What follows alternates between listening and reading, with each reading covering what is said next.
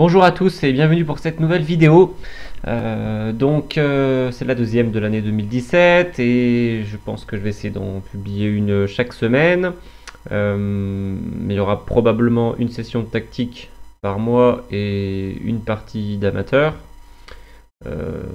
Et puis dans les deux autres vidéos, ce sera assez varié et sans doute des parties de super grand maître du top mondial. Aujourd'hui, nous allons voir une partie entre Vassili Ivanchuk et Bahadur Jobava. Ivanchuk, c'est un joueur ukrainien qui est dans les meilleurs joueurs du monde depuis plus de 25 ans. Et en 2016, là, à la fin de l'année, il a été sacré champion du monde de partie rapide. Donc ça donne un peu une idée de sa longévité et c'est tout simplement un joueur génial. Alors il n'a jamais été champion du monde classique, mais pratiquement il aurait mérité. Disons clairement que ça fait partie des plus forts joueurs n'ayant pas réussi à être devenu champion du monde. Et Jobava, alors c'est un joueur géorgien avec un style dynamique extraordinaire, très innovant, joueur très créatif. Il fait un peu penser à Raporte et d'autres joueurs bien sûr avant lui. Et quand ces deux-là s'affrontent, on peut s'attendre à des parties explosives. Donc simplement à l'écran, donc Ivanchuk, voilà, ça c'est une photo qui a été prise, je pense, au tournoi au championnat du monde rapide. Justement au Qatar à la fin du mois de décembre. Et puis Bahadur Jobava, joueur vraiment très plaisant à suivre. Allez, c'est parti. Donc Ivanchuk avait les blancs, ils ont joué cette partie aux Olympiades 2010, donc c'est assez amusant parce que parfois aux Olympiades on peut se dire c'est quand même par équipe, c'est sérieux, on va jouer solide. Bon, avec ces joueurs là, ils savent tout simplement pas faire. Alors, Jobava joue une carocane, ça veut pas dire que ça va faire forcément une partie solide. Il peut avoir beaucoup de positions aussi dynamiques à l'intérieur de cette ouverture, même si il est vrai qu'elle est réputée pour sa solidité. Et c'est pour ça qu'Anatoly Karpov l'a employé la plupart du temps dans sa carrière. D4, D5, et alors F3. Alors ça commence, voilà. Ivanchuk décide de dégainer une variante très rare qu'on appelle la variante Fantasy. Et j'ai vu qu'on l'appelait également variante Maroczy, du nom du joueur hongrois qui a laissé son nom à beaucoup d'ouvertures. Bon, bien sûr, ici dans la carocane, les blancs jouent la plupart du temps soit le coup cavalier C3 qui protège le pion, ou le coup E5, la variante d'avance. On rencontre aussi E prend D5 avec cette variante d'échange qui peut mener notamment à une attaque Panov. Mais ici, F3, alors ça c'est beaucoup moins répertorié et ça donne souvent un jeu assez compliqué. Il y a moins de théorie à partir de cette variante. Et Jobava répond par un coup assez exotique lui aussi, Dame B6, donc ça commence fort, hein, puisqu'après seulement 3 coups on a déjà le pion F des blancs qui a bougé. On sait qu'on ne conseille pas de jouer ce pion dans l'ouverture sans bonne raison. Alors est-ce que protéger le pion et casser les bonnes raisons? Sans doute pas. Et puis les noirs sortent leur dame avant sortir un cavalier ou un fou. Donc on a déjà une partie complètement folle au bout de seulement 3 coups. Alors d'habitude les noirs jouent plutôt E6, coup très solide. Voilà. Puis les blancs continuent cavalier C3, ou bien les noirs peuvent tenter de capturer en E4 et après pion prend, jouer ce thématique E5 qui sacrifie un pion pour échanger les dames et après jouer sur les pions doublés isolés faibles des blancs. Et d'habitude les blancs ne prennent pas, ils font cavalier F3 pour protéger le pion D4, et après fou G4 on peut faire fou C4, et évidemment il faut faire attention à la menace fou prend F7 échec suivi de cavalier prend E5 suivi de cavalier prend G4, donc cavalier D7 pour se défendre.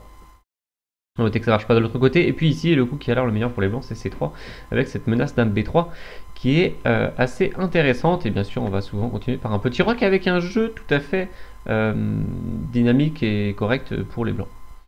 Mais bon, dans la partie il y a eu dame B6, A3 répondu par Ivanchuk. Alors voilà, encore une fois, on peut dire que c'est un coup qui ne respecte pas les principes de base des ouvertures, puisqu'il a toujours développé 0 pièce Ivanchuk avec les blancs. Alors il évite certaines variantes avec fou B4.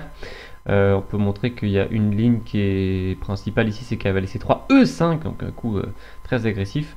Et l'idée c'est sur pion prend E5 de jouer, alors de temps en temps l'idée pourrait être de jouer D4, ça a déjà d'ailleurs été essayé dans cette position, mais fou C5 pour venir attaquer le cavalier et puis menacer ce fou F2 échec, ça pourrait être aussi intéressant.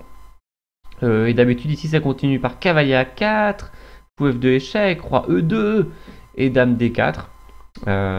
Avec un jeu, bon, peut-être légèrement favorable pour les blancs, mais plutôt équilibré. Dans la partie, il a joué A3.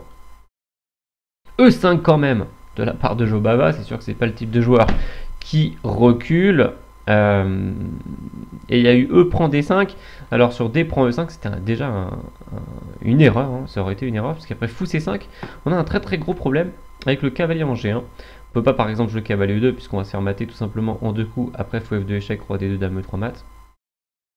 Et puis si on joue cavalier H3, il va y avoir fou prend H3 qui va être désagréable. On devra reprendre fou F2 échec, on va être déroqué. C'est pas très plaisant. Donc après fou C5, déjà un gros problème pour les blancs. Donc c'est pour ça qu'il n'a pas pris en E5 mais en D5. Et Jobava qui aurait pu tout simplement reprendre en D5. C'est une bonne idée avec toujours l'idée sur D prend E5, fou C5. Eh ben non, il joue plus dynamiquement, il sort une pièce, il fait cavalier F6.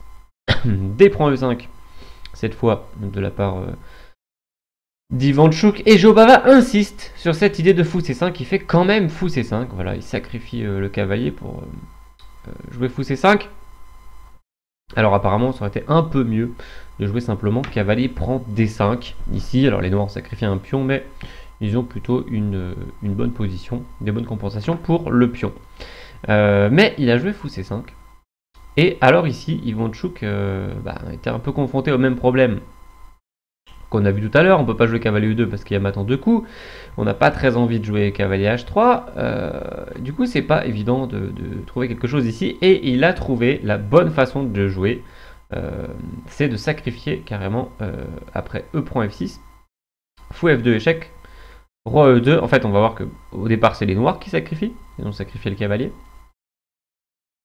Et maintenant, de nouveau, la prime au développement pour Jobava, avec les noirs, décide de ne pas prendre en G1, et il a bien raison, parce que si on essaie de récupérer la pièce avec fou prend G1, en fait il y a tour prend G1, très bon coup, et après dame prend G1, fou E3, développe sur gain de temps, la dame n'a plus trop de cases, elle doit prendre en H2, on prend G7 intermédiaire, la tour n'a pas le choix et on développe encore une pièce.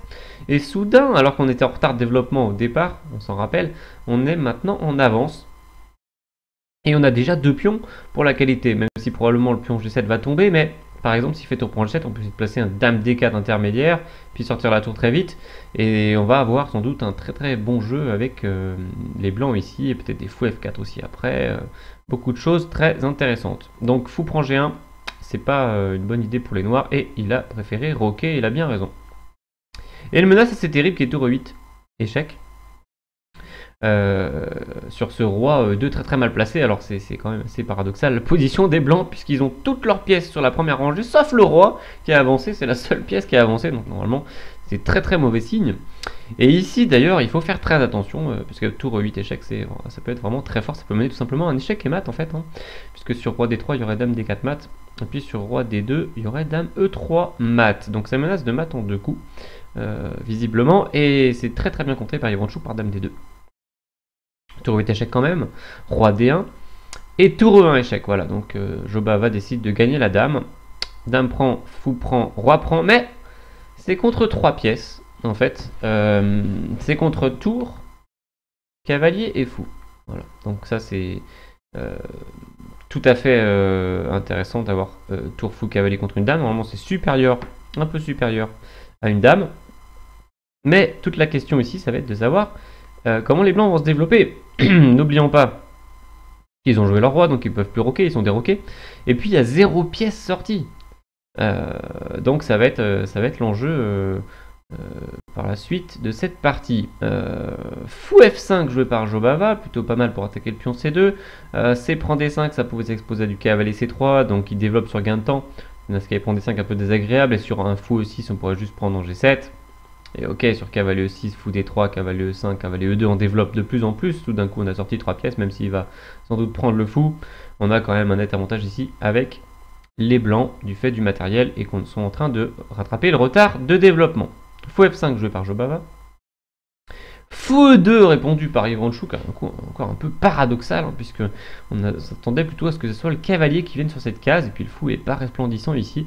On va découvrir un peu son idée, que Jobava aurait pas dû le laisser faire en fait, mais c'était assez difficile de juger ça, sachant que l'ordinateur lui préfère jouer roi D1 pour venir protéger le pion, et il n'est pas forcément inquiet de la position du roi, mais on peut comprendre qu'Ivanchuk n'ait pas voulu jouer ça.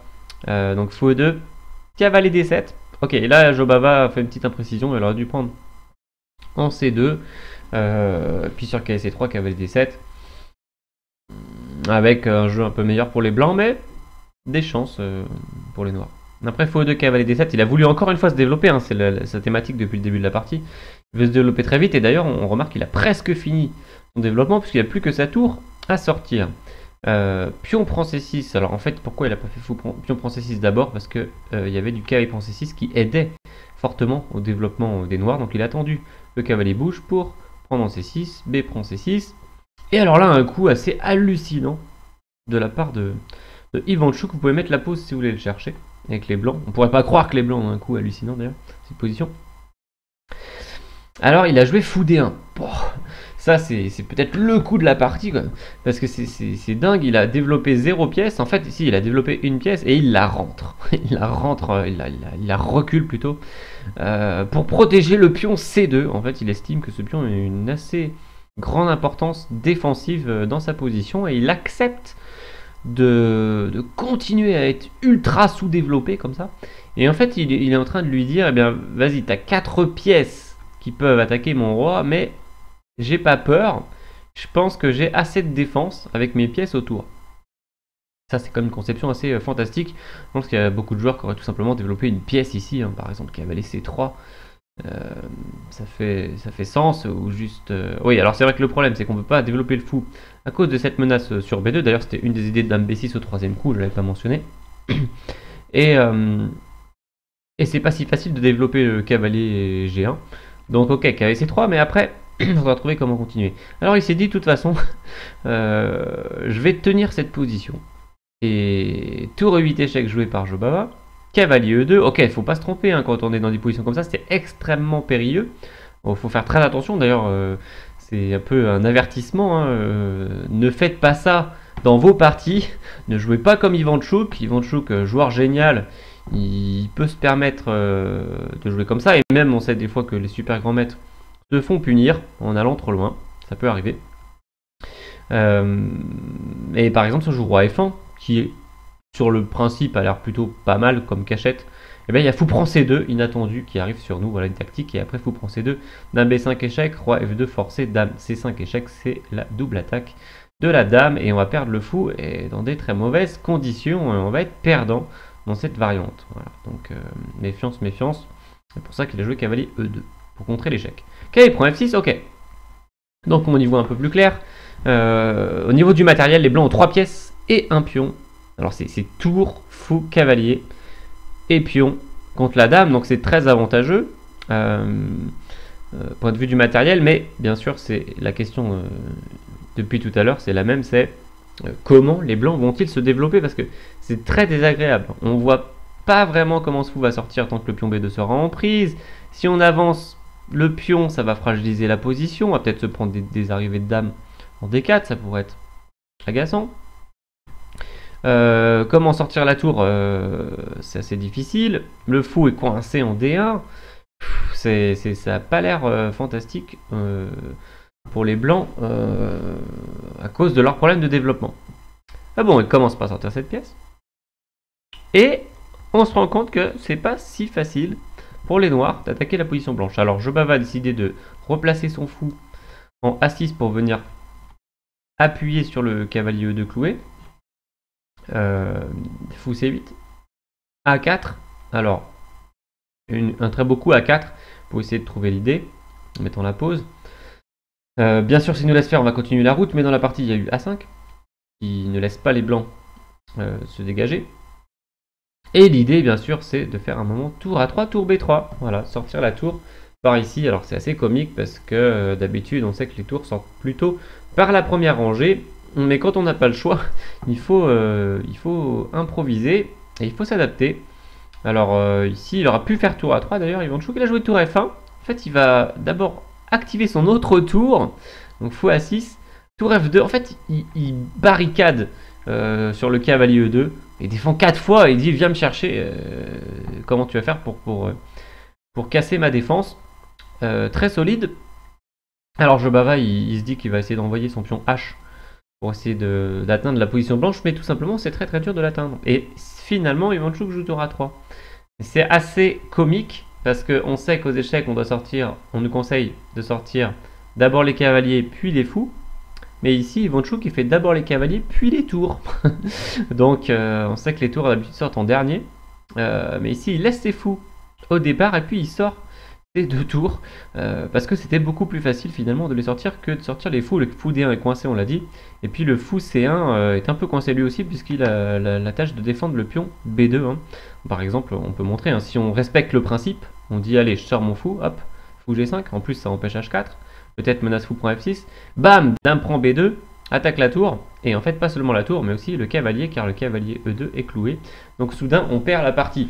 Donc voilà, il faut faire la différence, c'est ça qui n'est pas évident aux échecs, hein, entre les principes, à quel moment on doit les respecter, à quel moment on doit les enfreindre. Et Ivanchuk ici nous donne une leçon de ce point de vue là, puisqu'il sort ses tours avant ses fous. Donc tour A3, H4, il continue sa route. G3, ok, il aurait pu essayer cavalier E4 ici selon l'analyse. Prise, prise, prise, avec l'idée d'activer la tour comme ça sur la colonne F menacée en F7, et puis après F6, faire tour F4 pour échanger cette forte tour noire. Petit à petit, on échange des pièces, et on va pouvoir sortir les fous, bien sûr, plus tard. Voilà, par exemple, pour jouer B3 très solide, et puis sortir finalement le fou en C1, enlever le cavalier à un moment donné et sortir l'autre fou. Et on a toujours l'avantage de matériel, n'oublions pas. Donc G3, H3, ok, alors il crée un pion passé de réserve, fait que si à un moment donné il arrive à se débarrasser du pion H2, son pion sera à 2 cases de la promotion, ce sera très intéressant. G4, et si on regarde bien, on se rend compte que tout est protégé chez les blancs. Absolument toutes les pièces et les pions sont protégés, donc c'est fantastique. Et on imagine l'embarras de Jobava pour trouver quelque chose ici avec les noirs. Alors d'ailleurs, il a joué tour D8, il a changé de colonne, il ne savait pas trop quoi faire. Il aurait peut-être pu jouer fou C4 pour empêcher la sortie de la tour en B3. Bon, ça aurait sans doute pas changé la physionomie de la partie. Tour D8, cavalier F4. Ivanchuk en profite pour sortir son cavalier, cavalier D7. Tour B3, il en profite également. Il aurait pu, pourquoi pas, encaisser le pion passé de réserve en H3. Tour B3, dame D4, ok, une dame centralisée pour les noirs. Et cavalier FE2, pour rajouter un petit peu d'humour dans cette partie, alors qu'il aurait pu jouer très bien fou E2 ici, hein, il n'y avait pas de problème avec ce coup, pour essayer de sortir un peu et changer une pièce. Eh bien, il revient avec son cavalier F en E2, il se rebloque son fou D1. Tour E8 clouage, cavalier E4, donc attaque la dame maintenant. Dame prend pion A4 et fou D2. Alors voilà, il a quand même lâché un pion, bon c'est pas très important vu qu'il a pas mal d'avance de matériel. On sait qu'il dans plusieurs variantes il peut essayer de rattraper le pion H3 aussi.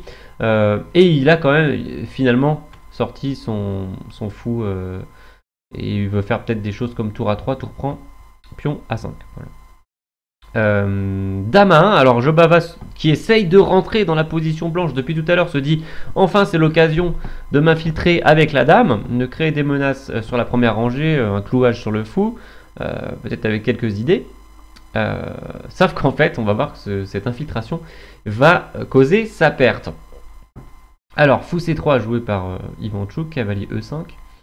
Et tour A3, voilà, alors finalement la dame n'a pas trop le choix, dame B1, et après cavalier D2, elle est tout simplement encerclée par les pièces blanches, donc, et c'est là qu'on voit aussi l'avantage d'avoir plusieurs pièces contre une dame, hein. Ça fait assez forte impression ici, toutes les pièces blanches qui sont en plus toutes regroupées et qui sont complètement en train d'encercler la pauvre dame noire. Alors il y a encore une petite idée de la part de Jobava, il joue dame C1. Bien sûr, joueur de ce niveau, ne fait pas coincer sa dame aussi facilement, donc il a prévu de compliquer le jeu avec ce coup.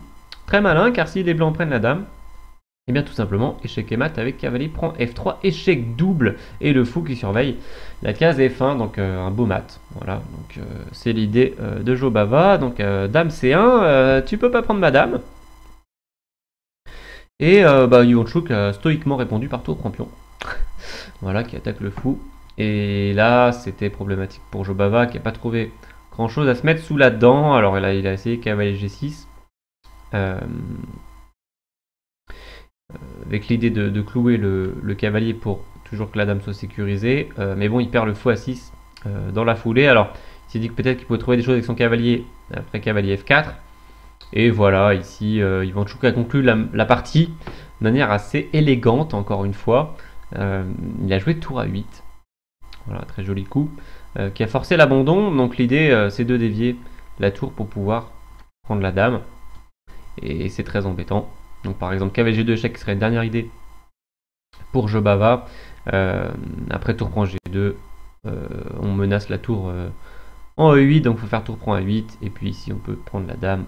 Et après H prend G2. On va tout simplement rattraper le pion. Et même si la tour va essayer quelque chose, on va tout simplement consolider tout ça. Puis nous emparer du pion et on aura 4 pièces contre une tour, donc ça sera 100% gagnant.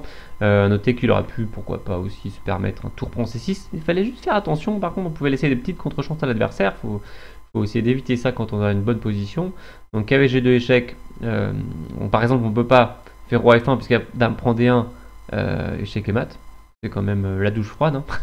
Donc tour prend, puis on prend, et ici il faut faire très attention à G1 dame, et qui arrive sur nous, et on peut le stopper avec fou D4, et il peut jouer dame prend B2 pour dévier notre fou.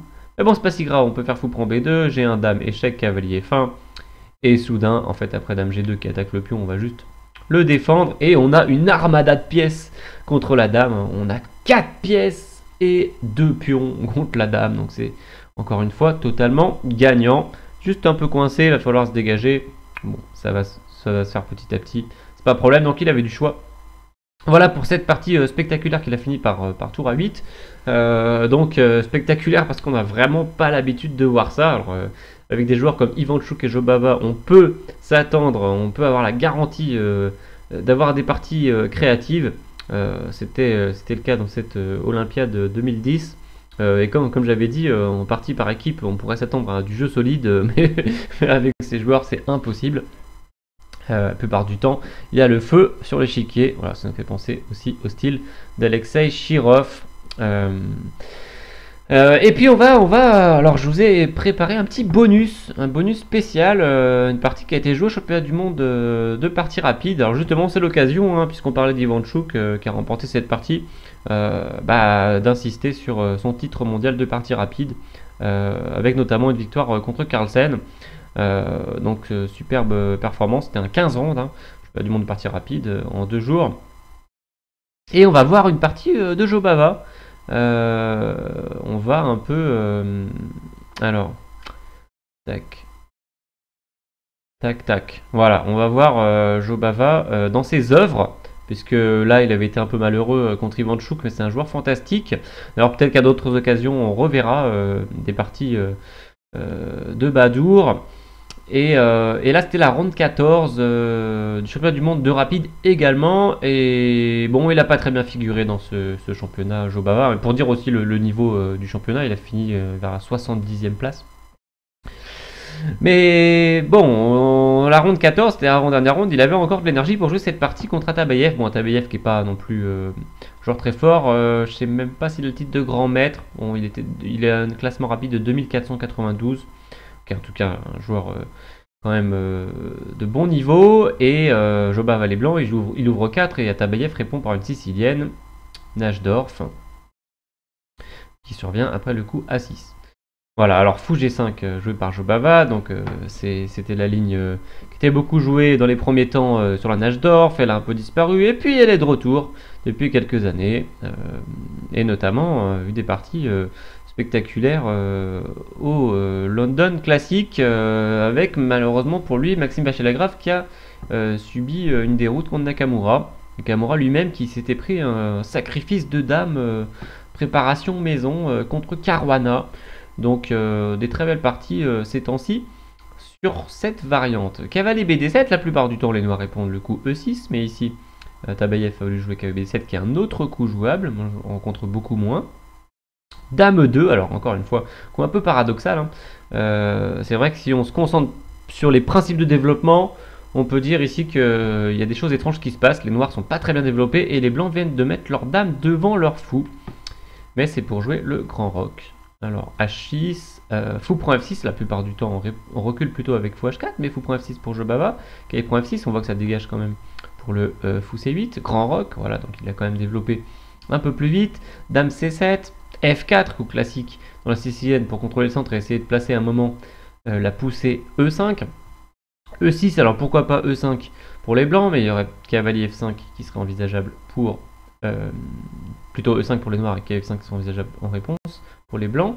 Intéressant aurait été fou G4 qui fait une enfilade et donc qui force le coup cavalier F3. Et ensuite E6 et au moins on a forcé une pièce à Jobava de reculer, ce qui est plutôt une bonne nouvelle.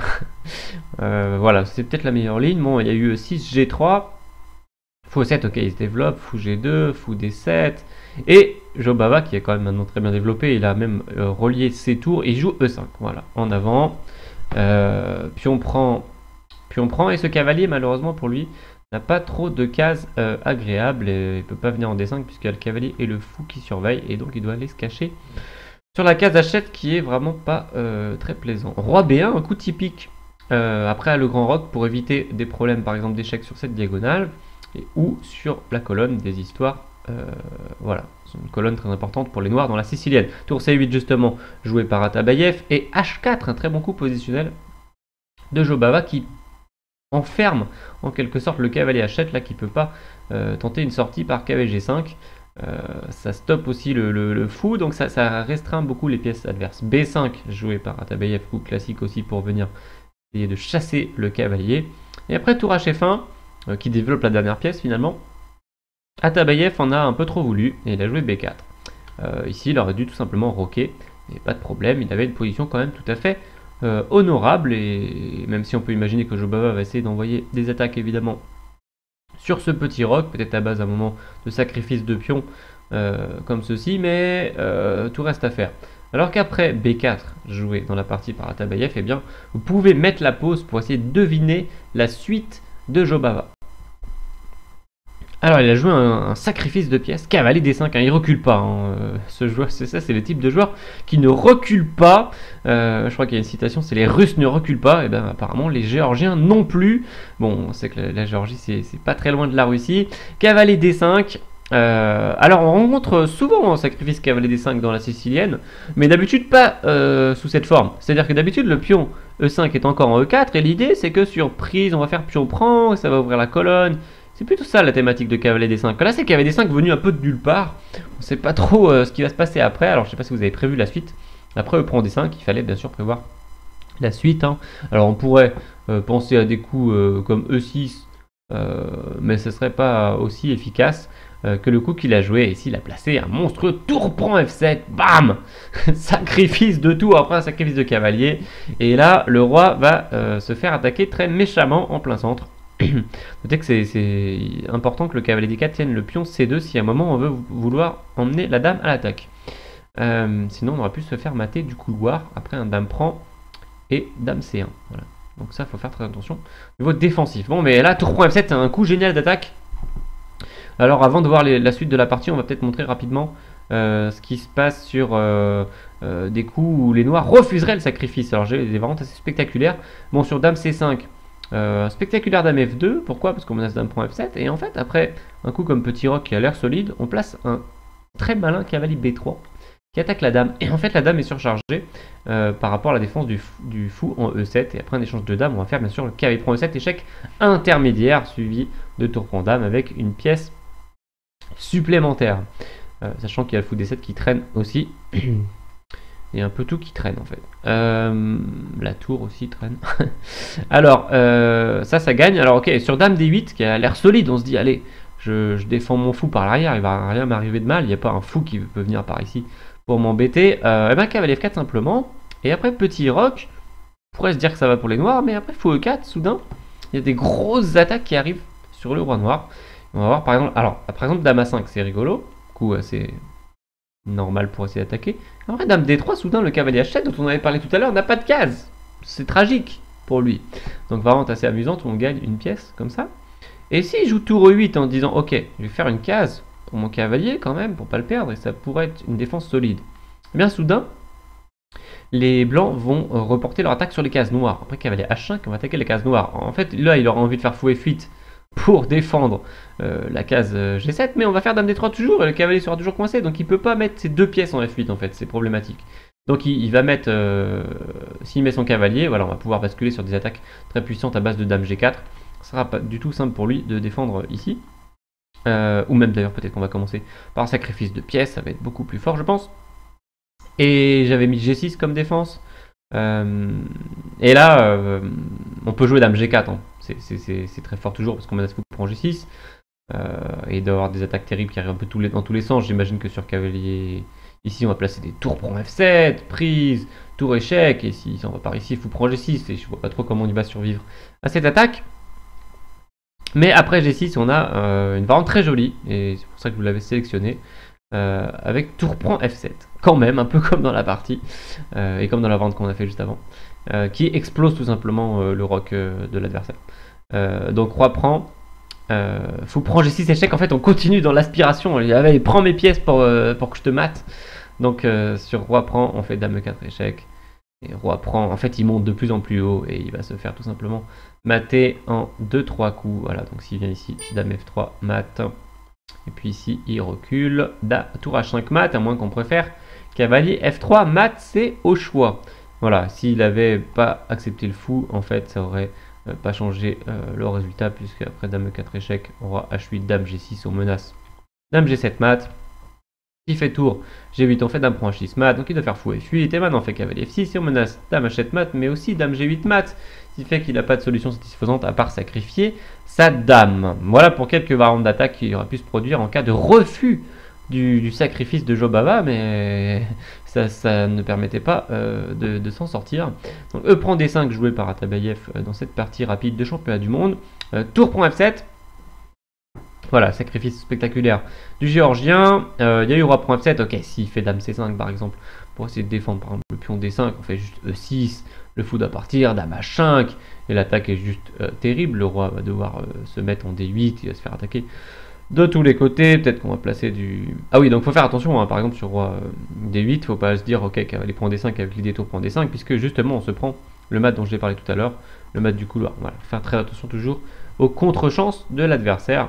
Mais bon, ici on pourra peut-être jouer des coups comme fou prend D5, et je crois que l'ordinateur suggérerait même tout simplement dame prend D5, c'est pour montrer à quel point l'attaque est puissante. Si on peut même se permettre d'échanger les dames à l'intérieur. Donc ok, après tour prend F7, roi prend F7, fou prend D5 échec, roi E8, bon sur roi F8, je vais monter une autre variante assez jolie, dame H5, menace mat, déjà pas du tout facile de le défendre, ça a l'air d'être la seule défense, et maintenant cavalier E6 échec.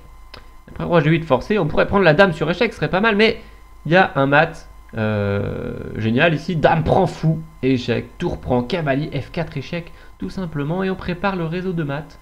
Après roi F8, cavalier G6, mat. Voilà, donc ça c'est une vente assez spectaculaire. Alors, est-ce qu'il y a un problème avec l'image? C'est possible. Dans ce cas-là, je vais peut-être tout simplement l'enlever. J'aurais des grésillements. Je sais pas trop d'où ça vient. Bon, on va laisser comme ça pour l'instant. Ok, la partie est bientôt finie. Donc il y a eu fou prend D5 échec. Dame H5 échec. Roi D8 forcé, sinon dame F7 mat. Et vous pouvez mettre la pause pour trouver comment conclure cette attaque. Donc il a joué cavalier E6 échec pour ouvrir la colonne D. Fou prend, enfin, pour ouvrir l'accès plutôt au roi, est obligé de faire fou D6, et maintenant tour prend D6 échec, et est obligé de sacrifier sa dame, sinon dame F7 mat encore. Et après pion prend, en fait, il a 2 tours pour dame et 2 pions. Mais il est complètement coincé, il a une tour en prise, il a une tour pas développée, il a toujours le cavalier H7 complètement mal placé, et puis il menace peut-être des choses très très simples comme dame F7 et venir menacer des mates un peu partout sur ses cases. Et ça c'est fini par tour F8 justement, empêche dame F7 et menace un mat du couloir, mais dame à 5 échecs, voilà, la dame bascule de l'autre côté de l'échiquier, et après roi E8 en fait, on aura le choix peut-être de gagner avec D7. Simplement, il faut quand même surveiller ce mat du couloir. Mais il a fait dame à 4 échecs, voilà, qui est le coup efficace et qui montre encore la force de la dame dans l'attaque, puisqu'il va y avoir dame D7 mat. Voilà pour cette partie bonus. Du coup, ça va, parce que je voulais essayer de ne pas faire trop long. Et 2 parties pour 35 minutes, c'est tout à fait honorable comme temps. Donc j'espère que ça vous a plu. N'hésitez pas à laisser un petit commentaire, à laisser un pouce vers le haut si ça vous a plu, et je vous dis à la semaine prochaine pour une autre vidéo. Salut, salut!